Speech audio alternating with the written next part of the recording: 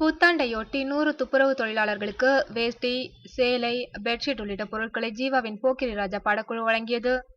ஜீவா, சிபிராஜ், ஹன்சிகா நடிப்பில் தற்போது உருவாகியுள்ள படம் போக்கிரி ராஜா. கடந்த சில தினங்களுக்கு முன் மழை வெள்ளத்தால் தமிழகத்தில் பல பகுதிகள் பாதிக்கப்பட்டன. மேலும் வெள்ளத்தால் அடித்து வரப்பட்ட குப்பைகள் சாலைகளில் தேங்கியதால் பொதுமக்கள் பாதிக்கப்பட்டனர்.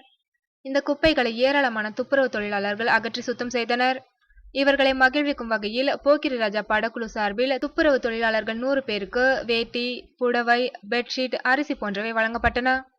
இந்நிகழ்ச்சியில் ஜீவா, சிபிராஜ், ஹன்சிகா மற்றும் படக்குழுவினர் பலர் கலந்து கொண்டு துப்புரவு தொழிலாளர்களுக்கு பொருட்களை வழங்கினர். இதன் பின்பு பேசிய ஜீவா கூறுகையில், 2015ஆம் ஆண்டு உழைப்பிற்கு 2016இல் பலன் கிடைக்கும் என்று நம்புகின்றேன். நான் நடித்துள்ள போக்கிரி ராஜா, திருநாள் படங்கள் அடுத்தடுத்து வெளியாக உள்ளன.